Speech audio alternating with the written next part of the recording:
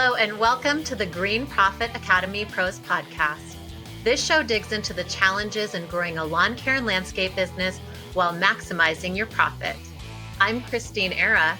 And I'm Steve Bousquet. We are the green industry experts in profit, growth, and leadership.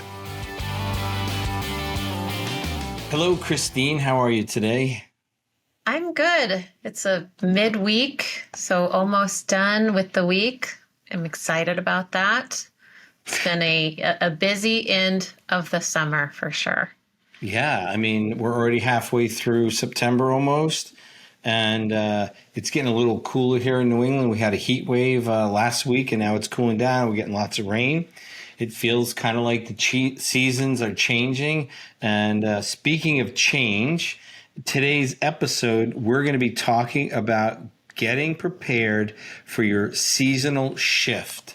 So what does that even look like, right? We will be giving, and don't stay till the end because we're going to give away a checklist that can support you and your team on this seasonal shift.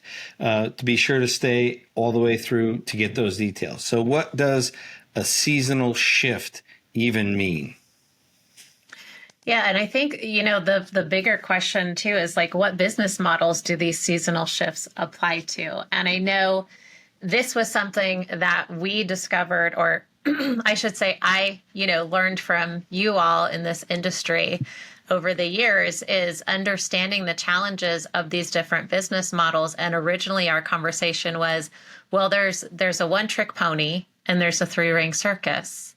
And I was like, okay, tell me more about that. And then it got into, I felt there was another level to that, concept. And it's like, that's kind of like what I called the blueprint. And then looking into the companies, deeper, there's different types of business models out there in this industry. And the seasonal shift really applies to when the business needs to go from one service that they deliver to another service, or they go from, one season to another, or just stop providing a service at all. And I think that, with anything, when we have this disruption or change in our company, it can have some impact on our team and our profits and our operational structure.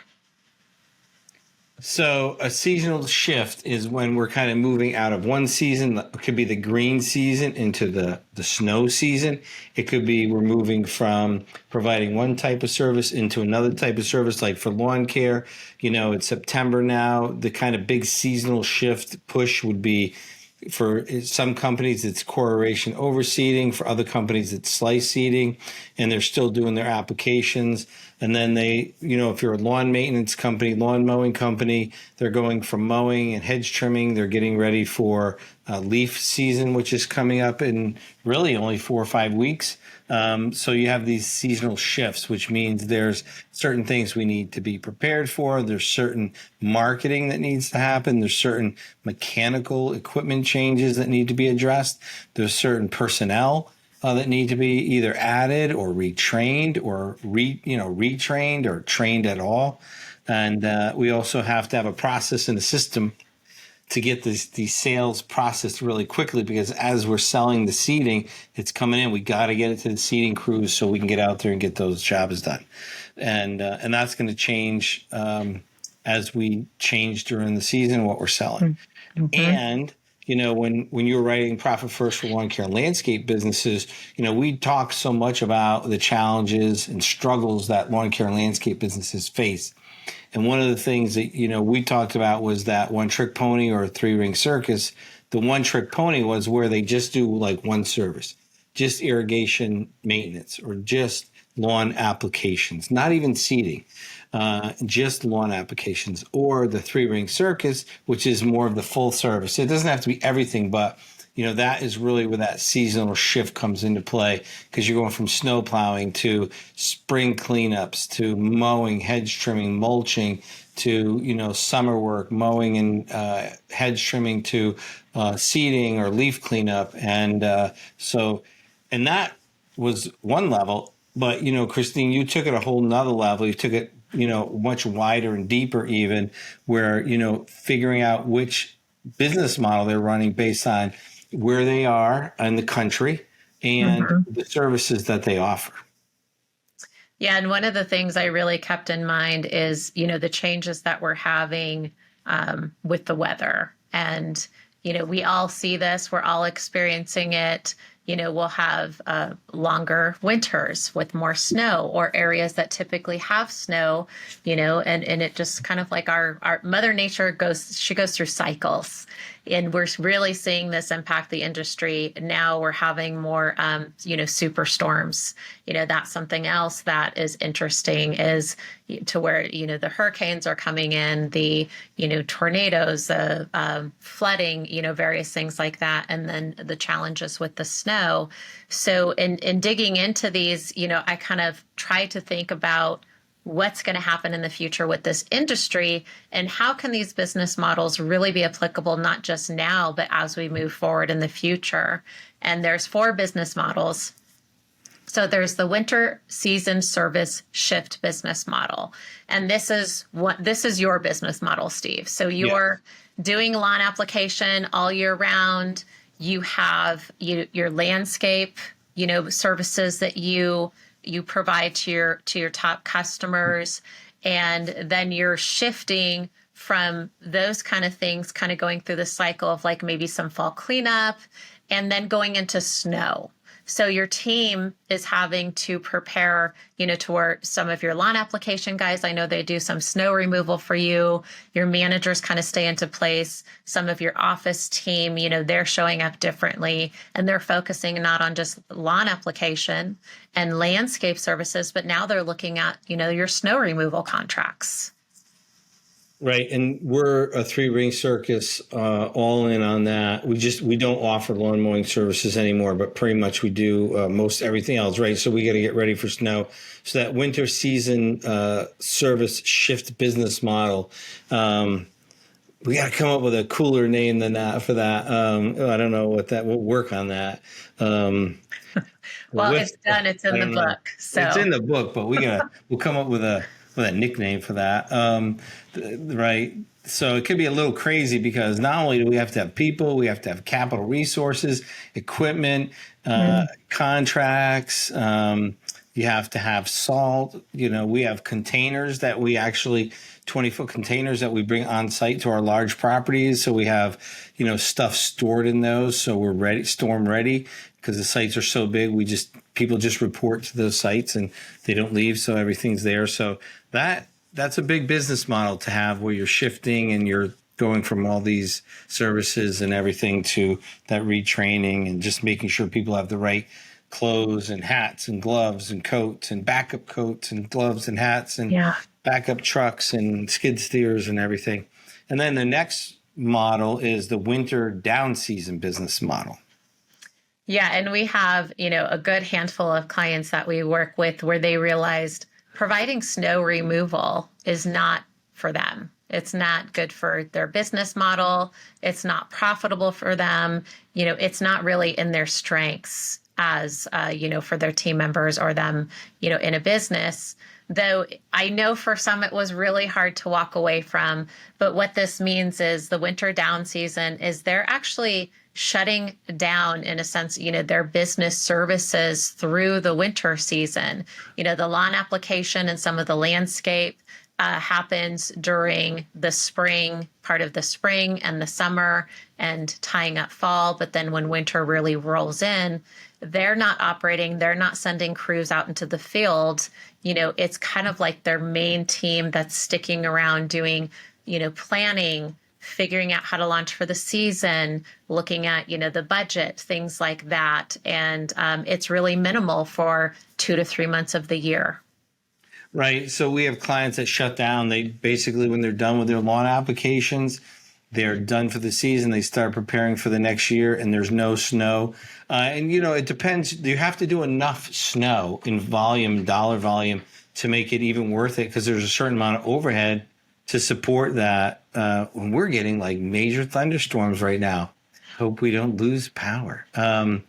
So, one of our clients, his main business is lawn applications, but his trucks were pickup trucks, so they could plow snow in the winter. But 95% of his revenue came from the lawn care. So he didn't have trucks that were set up for lawn care. He had trucks that were set up to plow snow, where only 5% of his revenue came from.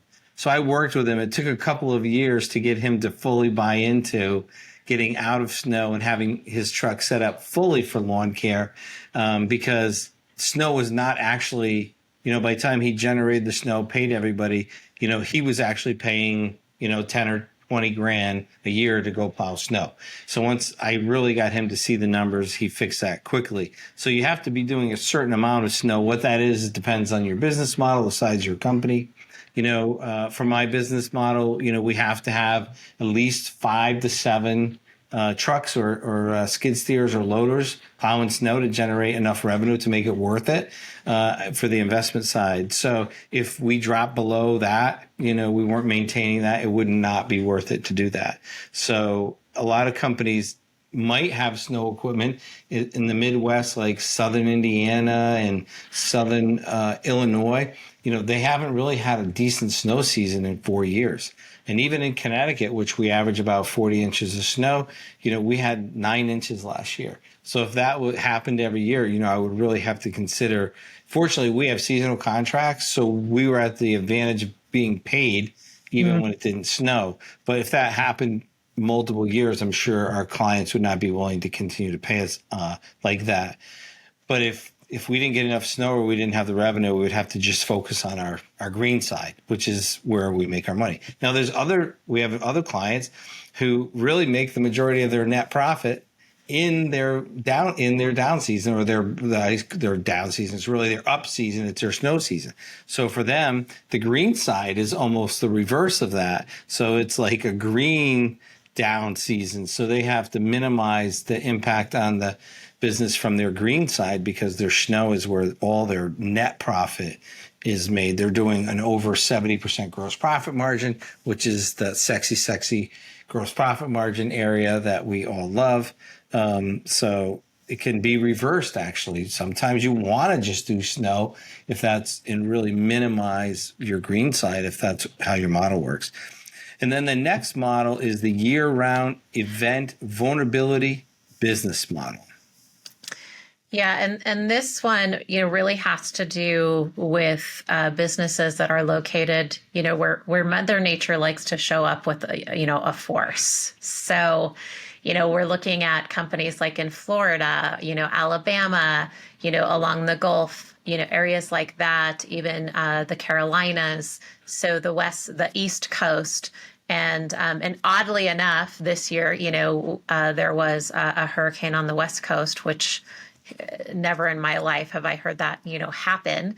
So it's looking at how is the Mother Nature going to impact you? We have no control over this. We have no control of, how these storms roll in, where they roll in, or the power that they have. And we have had companies that have been impacted by this, to where a hurricane, it flooded, their company, or they had to go rent because their equipment was damaged from flooding, or, their team couldn't come in and work because the facility was damaged. So it's really coming up with that concept of an emergency plan in place for your business, and knowing, okay, so you're functioning all year round because you live in sunshine, and maybe there's snow that falls there once in a while, depending on how far up the East Coast you are. But then you have to keep in mind what Mother Nature is going to bring to your doorstep, and how it's going to impact not only your company, your team members, but also your community, which in turn affects your bank account. So looking at how can we be prepared for the worst case situation, and really using the profit first system to be mindful of that, and setting aside revenue for when it does happen, because it's not a matter of if it's going to happen, it's a matter of when is it going to happen. Yeah, and we have hurricanes in Connecticut, and we had, it shut our business down. Basically, there was no power for 2 weeks, right? So how do you prepare for that? And we couldn't just operate from home on the computers because nobody had power. And then even if you had electricity it could only help you to a certain point because nobody else had electricity. So, we have diesel pumps at our shop. So we have to power those, the pumps, and there's other things we had to power. So being prepared for that for ourselves is one thing, but then like snow, we'll get these huge mega storms, 38 inches. And so we have a plan in place it's a hurricane that happens in the winter basically. And it's called the blizzard, right? And they're multi-days and there's different ways to handle it. And you have to, like a couple times we had to do roofs on schools just to save it. So now you have 40 guys on a roof. So I have to make sure that we have the insurance for that. And also you have to be able to pay them. So you have to have access to be able to pay them in that situation. So, there's all these things that come into play. So we definitely have a blizzard plan.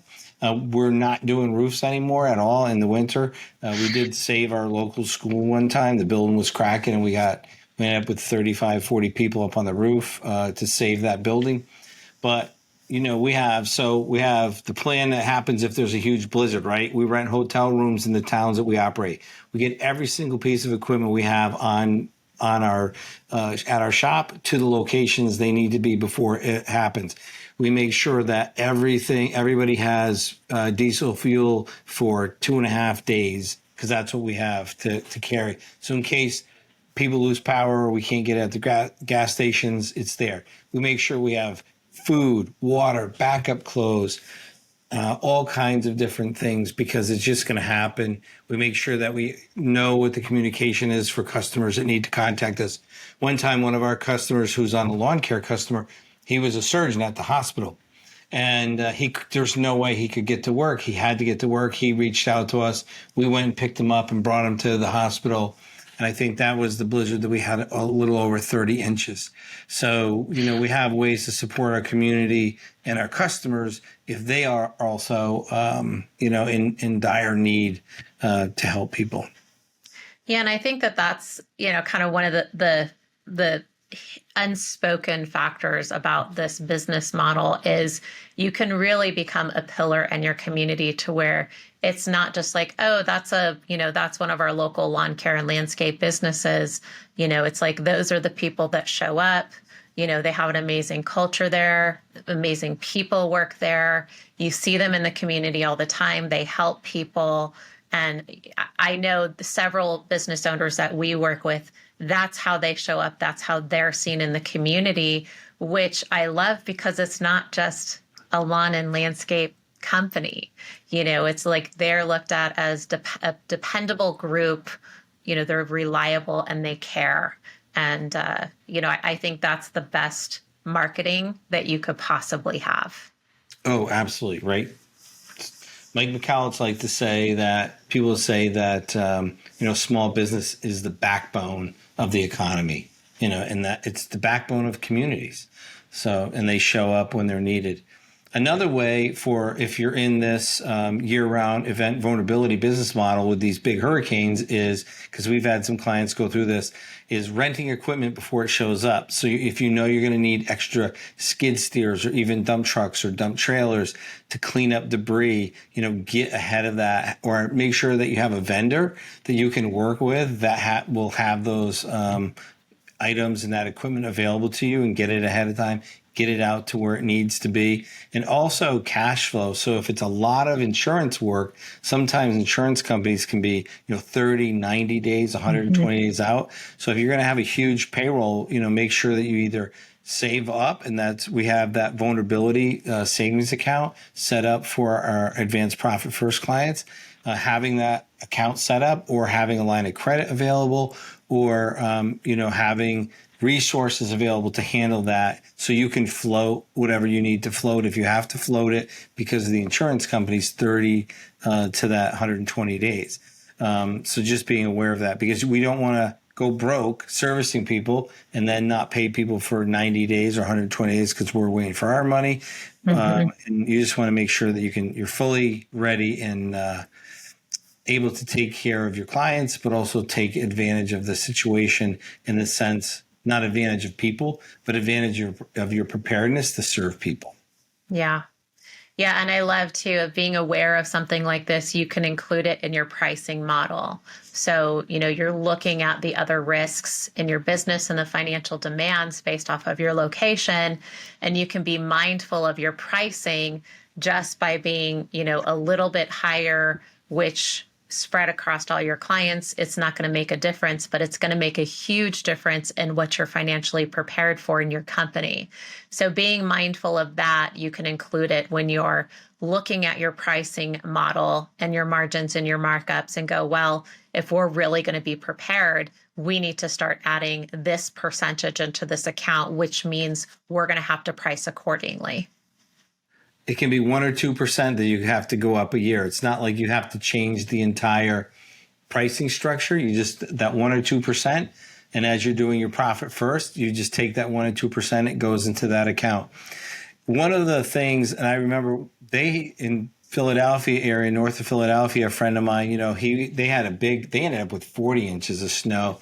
And I had told him, get your guys out, get all your, skid steers, get everybody where they need to be, because a lot of times these roads they're impassable because the town just can't get out there to service them. Same things in a hurricane, get your equipment out to where it needs to be.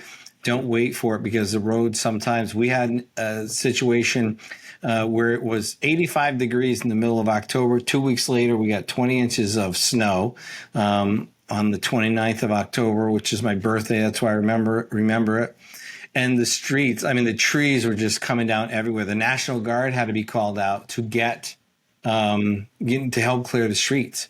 So if you wait to get your equipment out to where it needs to be, it's very difficult to help the people and get your work done. So, and also the hotels, we'll have hotels strategically, hotel rooms where we have people at, which is typically right next door to the properties, or within walking distance of the properties that we're going to service. So, that's a couple things. The other thing with the hurricanes is, extra chainsaws, extra chains, extra bar oil, extra 2-cycle mix, extra tarps, all those things, extra gloves, because when gloves get wet, they're just so uncomfortable to work in. So those little things like that, and you can make kits up. Do you have to do all of this that I said at one time? No.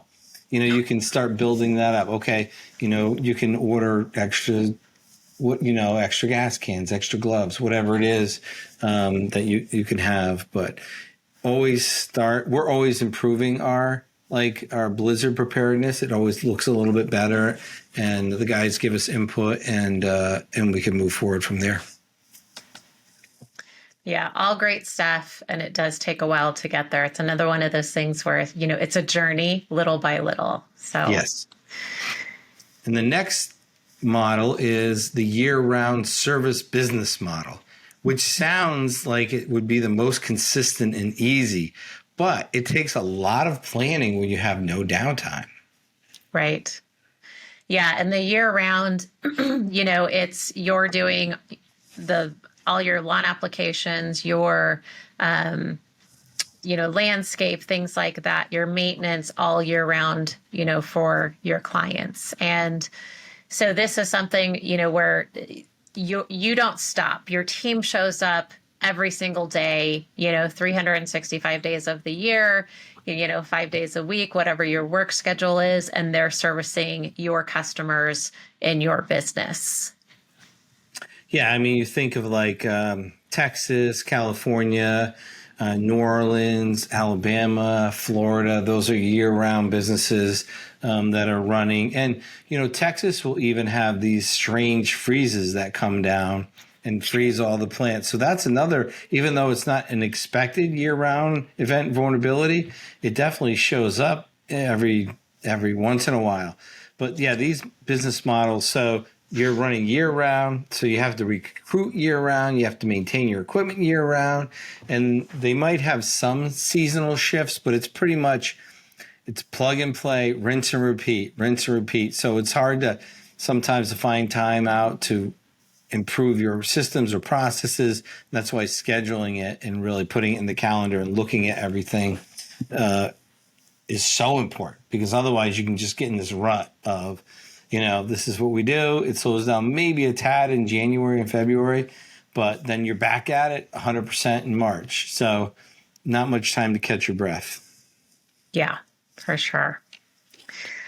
Okay, so the one thing to keep in mind with all of these business models is they have different financial challenges. Identifying your business model is the first step to increasing your profit.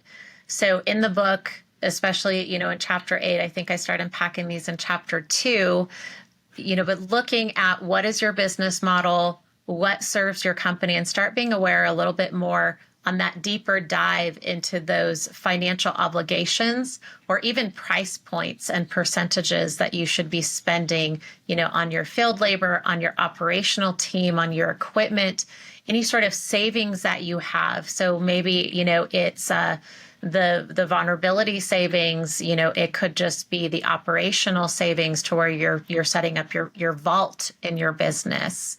And, also another one is managing your prepaid services properly. So there's a lot to these business models to think of, but one of the things that we want to talk about today in particular is the seasonal shift. So being prepared, like what does it look like, for a seasonal shift business model, and what are the things you have to keep an eye on?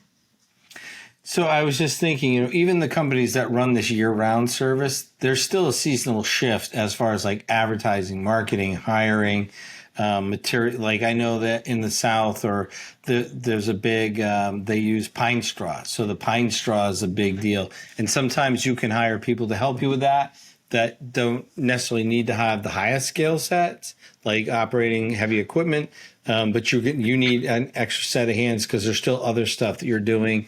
And also you're shifting some of the equipment, like in the springtime and fall, planting is a little bit bigger, and sometimes hardscape can be bigger. And we had a client, they're doing pools. So, people are buying pools at one time of the year, but there's not this urgent, once spring comes, there's this huge urgency to get those pools in. Where in January, even December, January, February, the urgency is to buy it is there, but not install it. So even though it's all year round, there's definitely these seasonal shifts. So what are some of the things that we have to be aware of, Christine? Yeah, so we've created a seasonal shift checklist. We're going to start talking about what that looks like. So one of the things is to review and update business goals and objectives. And this is something that we have found so many times that businesses don't have. The business owner says, well, I have a few things noted down, but I really don't have time to set up goals. I don't have a strategic business plan in place. Currently, we have a great handful of business owners and their leadership team going through our Business Accelerator workshop, to where we are supporting them in setting up their business goals and objectives, because it can be challenging. So making sure that you're sitting down with your team and your company and reviewing and updating your business goals and objective is going to help you navigate what changes are coming and what type of year, time of year these are coming, and how you can best be prepared. So we're only about halfway through our Business Accelerator workshop. And yesterday we were on our third call, and it just was, some people had their minds blown. Core Growth Strategies provides business growth management solutions through cloud accounting, bookkeeping, and strategic business consulting programs. Our team works with small businesses in lawn care and landscape and trade industries throughout the U.S. We increase our clients' business acumen by creating business performance transparency through financials and strategic advisement based on industry best practices and benchmarks. Our experienced team provides support, guidance, and coaching, thereby allowing our clients to connect with viable data and discover their own solutions. Core Growth Strategies programs and services are designed to get your business from where it is now to where you have always dreamed it to be. Visit us today at coregrowthstrategies.com and follow us on Facebook, Instagram, or LinkedIn. Don't miss our exclusive limited time podcast special.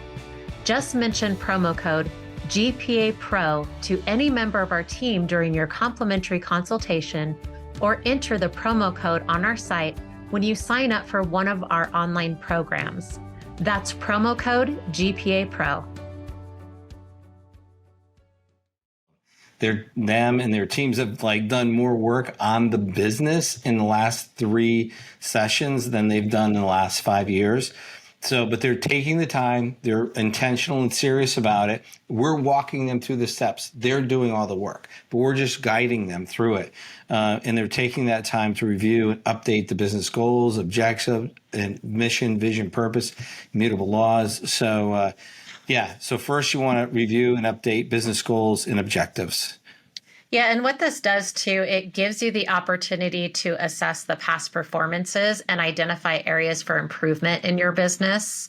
So that's extremely important to where, and I was just talking with a team member before I got on the podcast today of if we can see the changes and the challenges as we're implementing or doing the day-to-day operations, we can be aware of what we need to improve or fix or where that gap is. But if it's not being communicated and noted, then we're not going to be aware and we're going to keep running into the same problem, handling the same issue and going through the same challenges, again and again.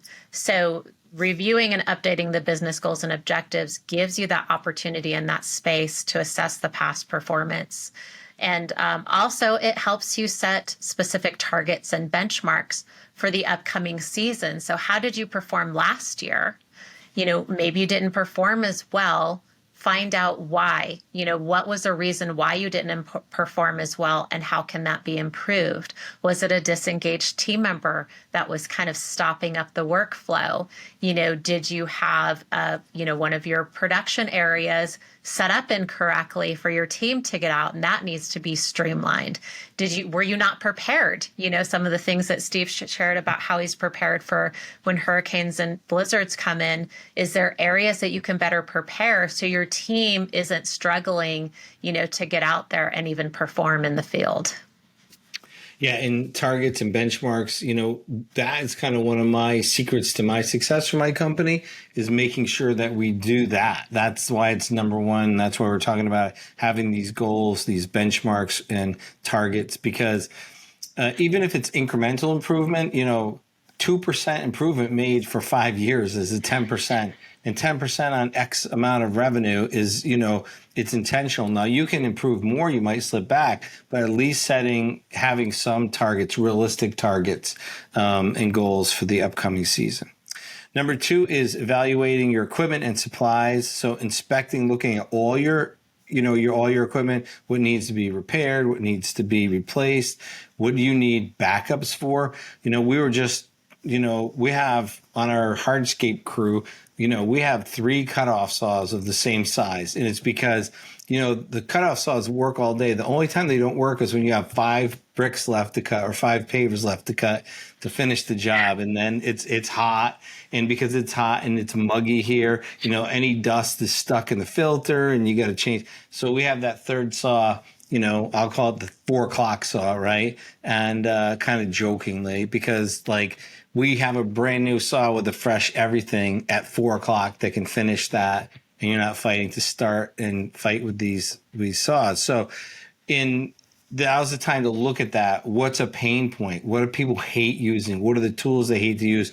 Another thing we did, we looked at these blowers, these handheld blowers. If we only need a small handheld blower, we got battery operated blowers because we don't have to worry about the pull cord, bring in the fuel. You can put it in the back seat of a truck, these battery operated. So, looking at your big equipment and your small equipment, where's the pain point? What are you getting repaired? Because a lot of times it's not just the cost of the equipment, like the dollar, it's the downtime. And in my business, because we have, an 8.5, 9-month season on the green side, every hour counts. Every day counts. Downtime is my most expensive cost if equipment is constantly breaking. So it's way less expensive to have that payment for a few $100s a month than it is to have days of downtime. So inspect all your equipment, see what needs to be fixed, see what needs to be replaced, and look at those costs. Also, restock necessary supplies such as fertilizers, pesticides, gloves, safety equipment. One of the things I'm really big at, because I've had different situations where I need that first aid kit. I want first aid kits. I don't really care how much it costs. I want a first aid kit in every truck, every tractor needs one because you don't know if you're where you're working and something happens. So go through your supplies, make sure that you have everything you need and you don't have too much. I myself have been guilty of ordering stuff we don't need. And it's like, oops, it was behind something, or they're like, oh, we had so much, so we put it back here. And I just looked in the empty bin. I didn't look in the behind here section. So I've ordered stuff that we've, and some of these vendors will, take it back. They won't charge you, but other ones want to charge you for that. But so now's the time to do that. And next is. Yeah, so hire and train staff. And I know this is a huge pain point, in the lawn and landscape industry right now, in the trades, is really getting the right people hired. And the truth of the matter is we don't have as many people out there to show up to apply for the jobs as we did, 20 years ago. It's a whole different ballgame when it comes to, being able to hire the right people.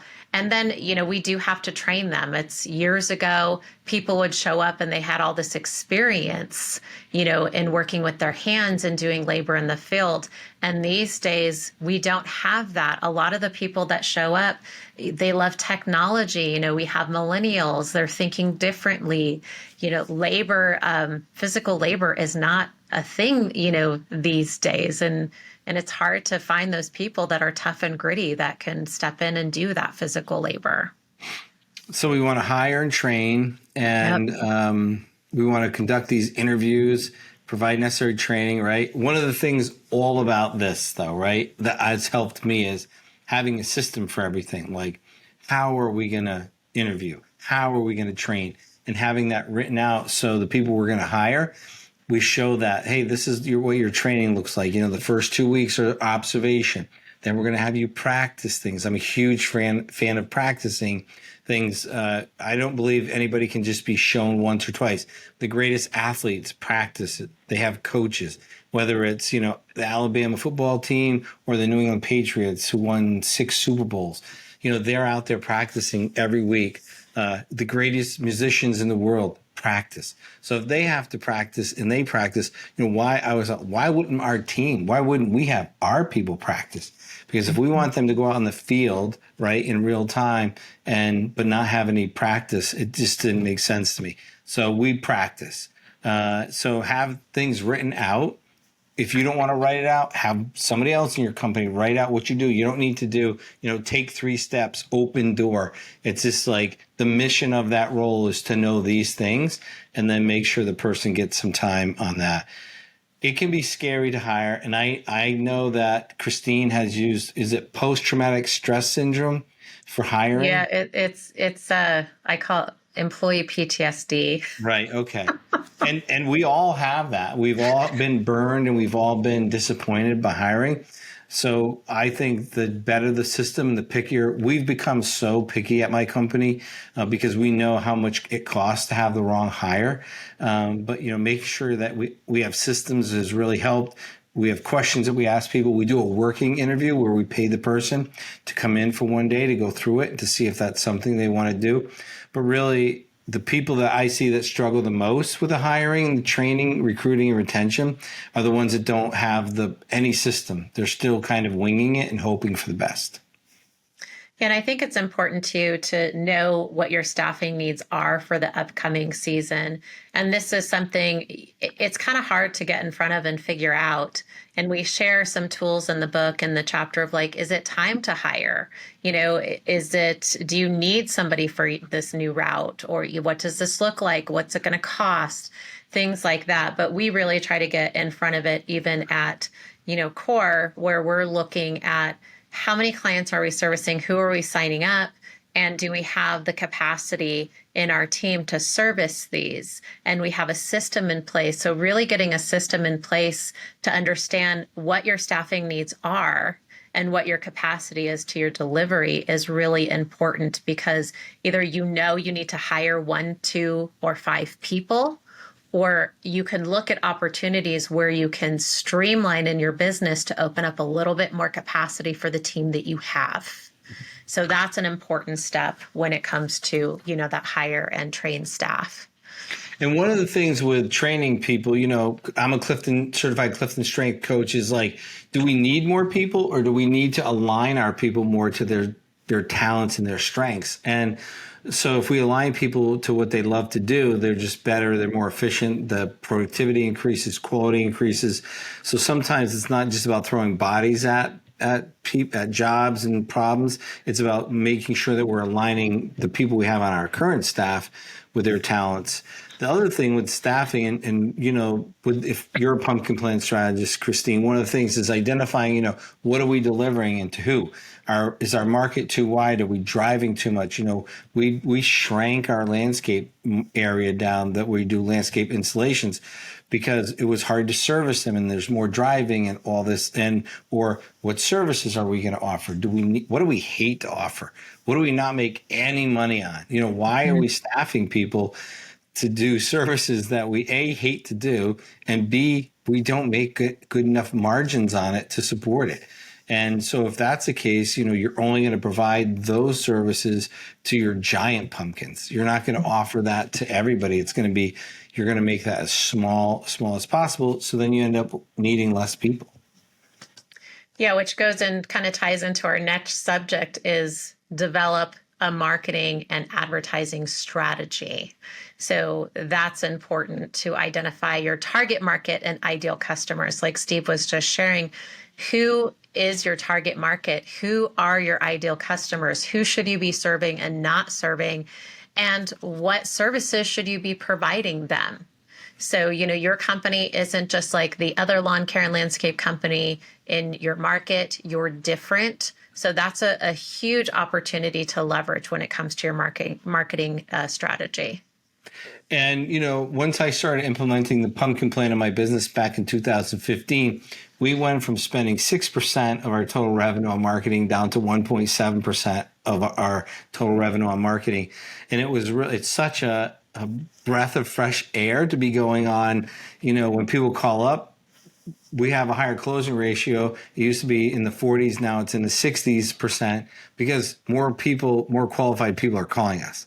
We're doing less quotes, but we're getting, more sales, more dollars because we've identified, our sweet spot client, what we sell to them and what they buy. And the other thing with the marketing is, and a lot of us, I was guilty of it, throwing a lot of marketing money in places that didn't really give us any return. And we're going to have some guests on the podcast from Lawnline. But you want to work with a marketing company that's honest. If they're telling you everything's failing because you're not spending enough money or they can't show you any data, be very leery of that. Every dollar we have in our small company, it counts, whether it's in marketing, equipment, payroll, every dollar really counts. So be careful on where you're throwing your money. Facebook has really disappointed a lot of people over the last couple of years based on the data. Email has disappointed people based on the data recently, direct mail. So what do we do, right? Most people have this huge sweet spot in their customer base that we're not paying attention to. And I'm a big proponent of spending half of your marketing budget should really be towards your existing customers. Why? Because the data shows our existing customers are 7 times more likely to buy additional services from us than someone we never met before. So I have a 700% chance of selling one of my customers something than getting to a new person. Yet, I didn't realize until about 20 years ago that the half of my marketing budget should be for my existing customers. And that made a difference. And then I didn't fully step into it until we got into Pumpkin Plan and did these wish list interviews. And I was like, oh, okay. Then I really got it. And that allowed us to continue to grow the business and, just slashing our marketing. We just spent so much money trying to get new accounts and we were not paying attention to our giant pumpkins. So I know everybody's like, you have to spend more money on this and pay per click and, all this, but be very careful with your marketing dollars and always ask to see the data and the results. Yeah. And so you're going to want to take your time to update your company website, your online listings, plan promotional campaigns and offers. What do those look like? And figure out, are you going to be distributing marketing materials such as brochures and flyers, or are you going to use a digital campaign instead? What does that look like? And working with a good marketing professional, Steve mentioned Lawnline. Another one that we've with and had conversations with before is Ramblin' Jack, which I love how he lays out websites and creates opportunities because it really contributes to how the pumpkin plan strategies play out. And he gets the whole, ideal customer concept and how to reach certain, markets in your area. So when they do show up on your website, it makes it look like, hey, I'm here in this area to serve you versus another county. And he'll be a guest as well coming in the future. So we've got some great marketing guests coming, and those will drop probably in October. So just in time for you to do your marketing strategy plans for the end of the year and rolling into this next year. Yes. So, right. March is too late, my friends.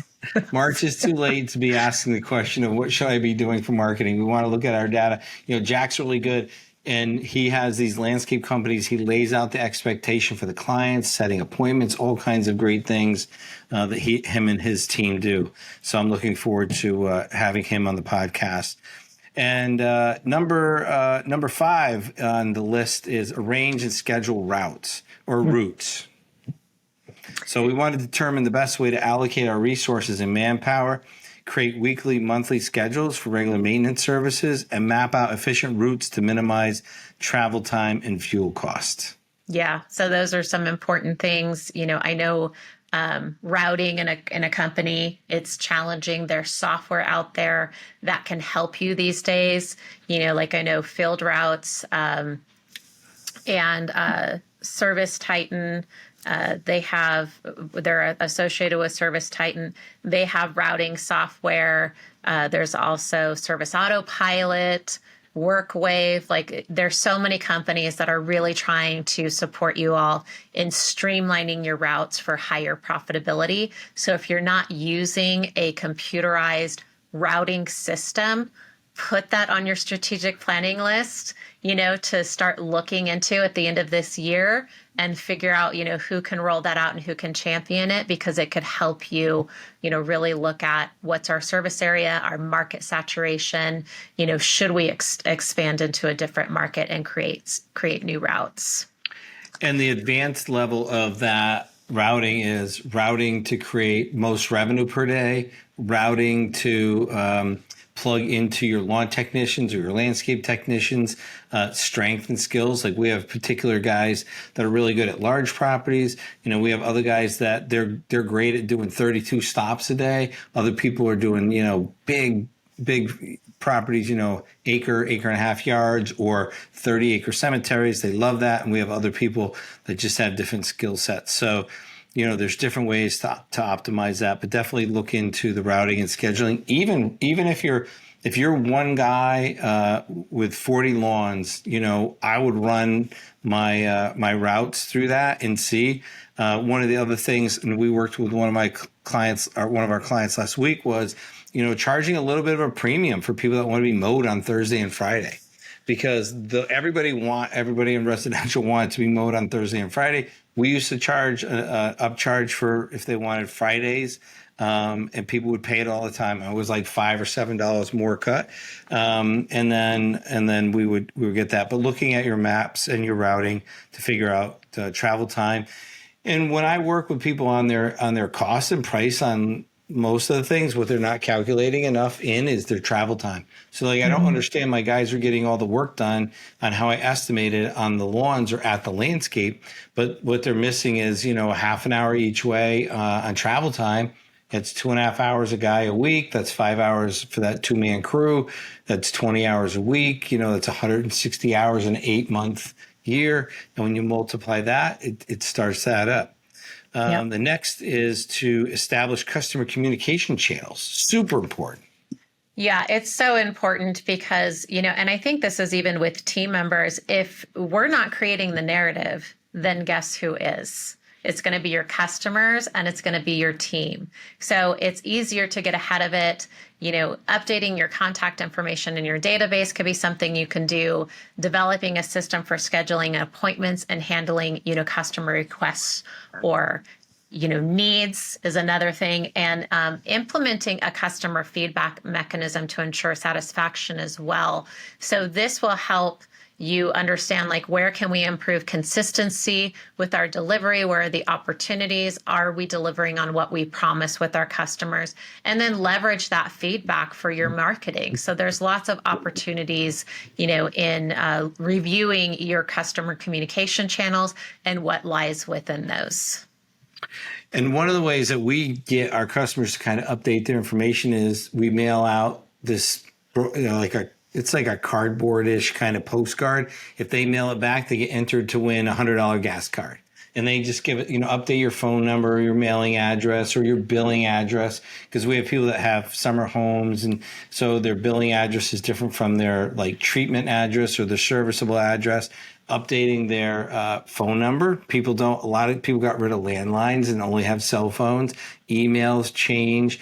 And can we text you, right? So everybody who sends this back, they get entered, and we do it so whoever sends it every month. So you send it back in January, there's a January $100 winner. If you send it back in February, there's a February and March. So that gets it updated, so we have this right information. I was on a lawn a couple weeks ago where the guy's like, I'm a call ahead, and I'm like, well, we emailed you and we called that said, left message at the phone. He goes, that's a landline. I never check that. And then, oh yeah, that's an old email. I haven't checked that in 2 years. So I'm like, well, give me your cell phone number and then we'll have it. He's like, I really apologize. He was upset, but we were trying. He just never updated it. And so, so we got it straightened out. But that's why you want to try to update that year. And he's been a customer for years. And that's why it's important to get these updated accounts. The next one is to enhance safety protocols and procedures. Yeah, I think this is really important because, our team, they forget stuff, right? It's especially out in the field, even your long time, team members that's been there. And then you have your new ones who maybe went through the training earlier in the year. So really looking at, doing a safety audit, identifying potential hazards. Are you being compliant? Providing appropriate safety equipment for your team members. That's something else that's important that we kind of covered earlier.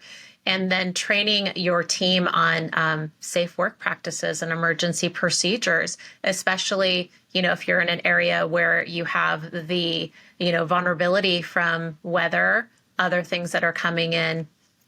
And then the other thing that I think is really important that is been a big topic is reboarding your team. So if you're, whether you're doing a seasonal shift or you're going through a down season, reboarding, really identifying what's important to talk about. What do we need to talk about again? And this is an opportunity for you to create some space to talk about your values and your goals as well with your team and be intentional of what they know and how they're showing up. And that really contributes to developing a decision tree in your company to where your team starts thinking more like you and how your culture should function versus, in a silo. Yeah, and reboarding is huge for my company because when we bring people back in the spring, because we do a winter layoff for some people, they get reboarded, their tax information gets updated, the company, the immutable laws, how to communicate, how they get paid, expectations.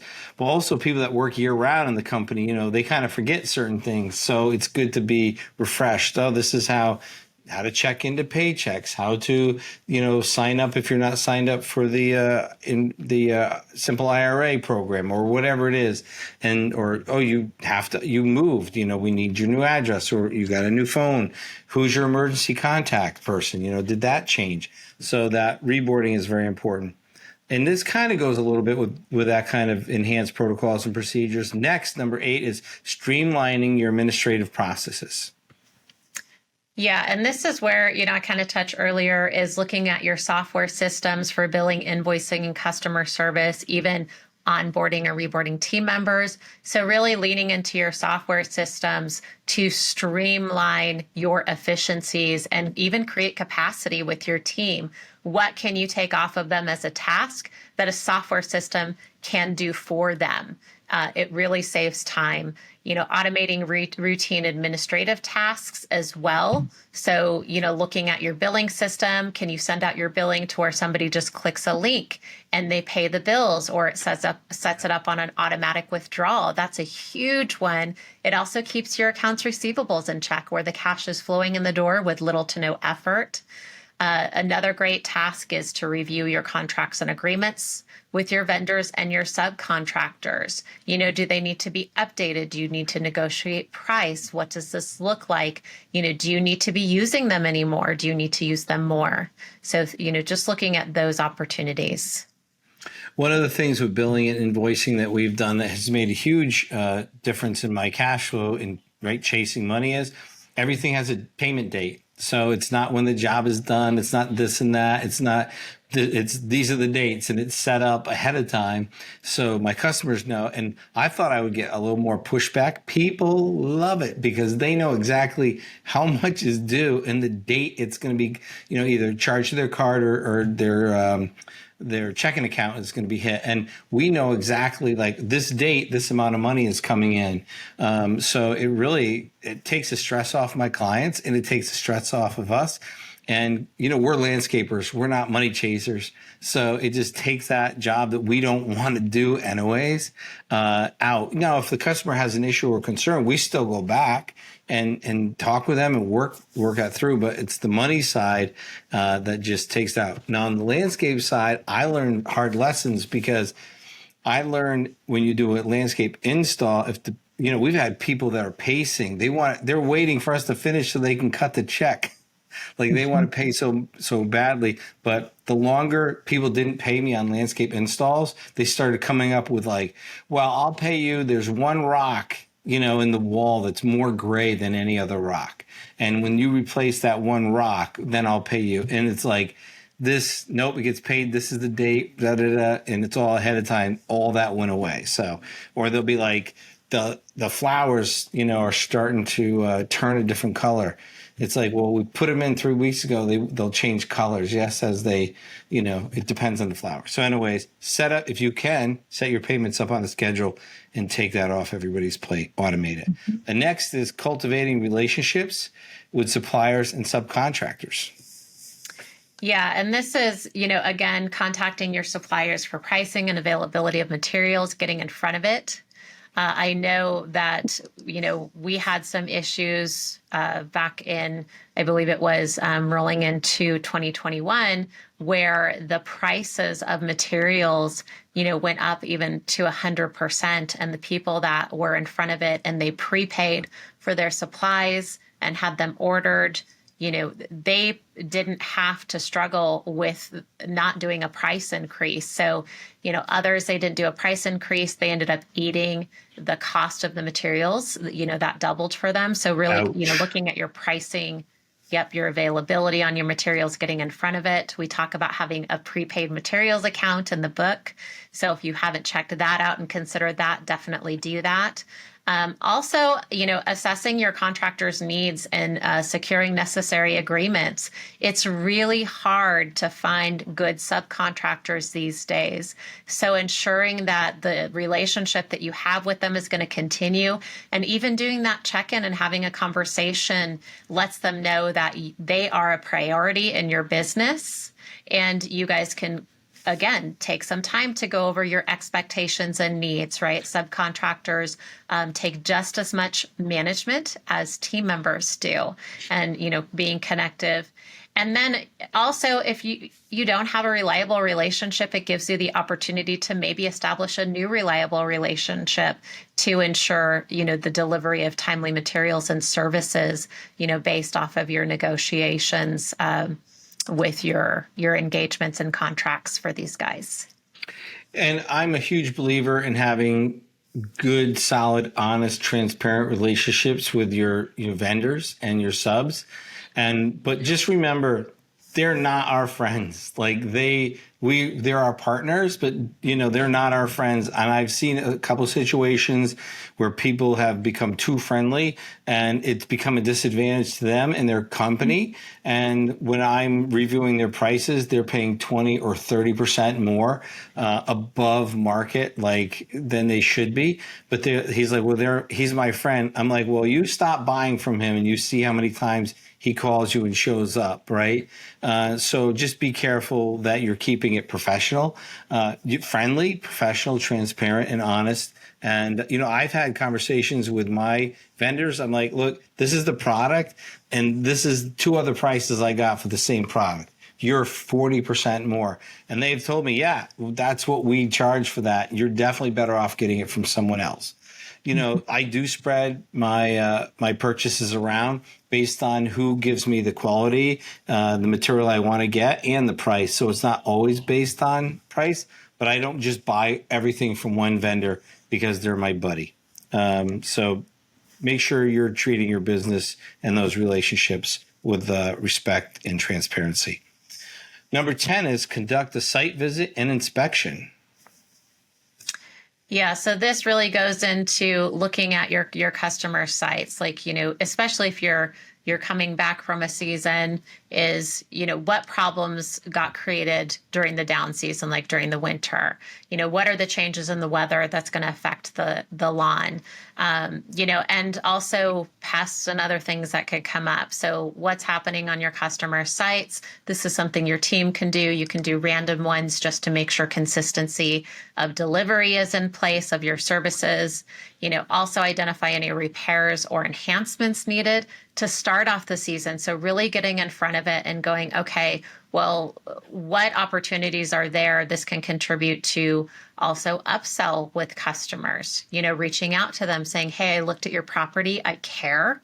This is what my team and I saw where we can, create some opportunity there to improve the condition of the landscape at your house. Maybe they have an area flooding because of the increased rain. Maybe there was some shift in their landscape because of the rain and flooding that happened in the previous season. So making them aware of what they don't know, that could, even create opportunity to where they don't have structural damage because the shifts in the landscape, and communicating that. And then, take measurements and collect necessary information for accurate pricing and scheduling. So again, revisiting your pricing, you should be doing a price increase and check every year. The biggest bleed we find in businesses we work with is their markups and margins, and their pricing is not where it needs to be. That is always the biggest bleed. Yep. And they're over servicing properties or under servicing properties. They're not, yes, they're not tracking their big, even the small, the travel time, all kinds of things. I was on a visit and I was looking, the guy was spraying the trees and shrubs, and I was looking at the ticket. And I was like, it was like $106. I'm like, hey, this is like a $400 tree spray, right? How are we at $106? And he was like, well, that was 10 years ago and the trees and shrubs have grown since then. We just never went up on pricing. And I was like, well, that's $300 right there, plus, times 4 or 5 sprays, right? So, now we're at $1,200, $1,500 a year on this one account. How many other accounts are we doing this for? And so, paying attention to those little things. And, if you're a landscape designer or a landscape installer or even a lawn care guy, there's not one property I can walk on and not see something that can be improved, right? Mm-hmm. So in our giant pumpkins, you can just go through these yards and notice when my brother worked for me 20 some years ago, he's quite a good landscape designer. Now he's a teacher, but his favorite thing was to find areas where grass wouldn't grow and propose shade gardens. So, he would sell between 6 to 12 just unsolicited shade gardens. And it was nice because we would do it kind of when it was in the middle of the summer. It was hot, but you could do these shade gardens, work in the shade and water them. So he would always have an eye out for spots like that. So if there's a particular type of landscaping you like to do that solves one of your clients' issues, like drainage, like Christine message, look out for those type of things and, propose those. Don't wait to be called on that. Propose those to your customers and be a helper. And the last is review financials and budgets. Yeah, and of course, I love this topic. So, evaluate the previous season's financial performance. And this really raises your awarenesses of around how is your business performing for you? What's your profit margins? What's your net profit? What's your gross profit? Where are there areas for improvement on your pricing? Or like Steve was saying, like, why is something happening? Why are we charging $100 for a $400 service multiple times a year? Also create a budget for the upcoming season. If you don't have guardrails on your financial spending, and this is another reason why I love Profit First, is because, your budget can fall within those percentages. And it's just another set of guardrails to make sure you're not overspending, or if there's a problem, the system's going to tell you. So, include anticipated expenses and potential goals that you have for maybe expansion. Can you afford that? What does that look like? How much are you going to be spending? And even monitoring your expenses and adjusting the plans accordingly throughout the season is important. So this is why, really it's important to work with, a bookkeeper, whether you have one hired in your business and you have a bookkeeper and an accountant working in your business, or even having an external bookkeeper to make sure your expenses and your revenue are allocated in the right spots, because your business can tell you a story. The finances and how they shake out in those financial reports, they're going to tell you how your business is performing, where you can improve profits, where your bleeds are. And that's really what the Profit First system, the advanced use of it, besides setting funds, aside in the proper account, it can tell you where the problems are in your business. That's what Profit First does, because now you're running your businesses based on percentages and not dollars. Because when people hear put it in a budget, they're like, I don't even know where to start. What do I do? Do I just look at what last year's numbers were and plug that in? And Profit First really makes your finances more transparent in how it operates in your business, not just, there's functions in your business. There's accounting that is for taxes. There's accounting for operations, operational managerial accounting, right? So and strategy. And that's what Profit First is. And, we were just reviewing one of our accounts that was slightly overfunded. And it was our equipment account, in which we have our equipment in, repairs and diesel in. And it's like that account keeps building. And so we sat down and we figured out why that was a little bit overfunded, which was a good thing. But we could look at that one account in those one percentages and identify that exactly and precisely super quickly because of Profit First. So that's an advanced technique, but just having all that broken out by percentages, it's wonderful if I set just on my percentages that I have for my current allocation percentages. If you said, Steve, what would your profit percentage amount be? What would your dollar be if you did this amount in sales? I could tell you. If you did this, I could tell you. What would the spend be in fuel if you did this amount of revenue? And I could tell you within a few dollars actually. So Profit First just makes your business more transparent. And the conversations that we have with people before they are on Profit First, when they start, and then even a year later, the conversation is different. Their confidence is different. How they run their business and how they look at their money and their business is completely changed because they understand what's going on with all the money. Yeah. Yep. Love that Profit First system. It's simple, but not easy. It definitely, and that's how Christine and I ended up working together, because I had worked with another previous Profit First professional and my numbers still weren't dialed in. I was still struggling and everything, couldn't identify, didn't understand it. I started working with Christine and she got my numbers dialed in. I really understood what was going on.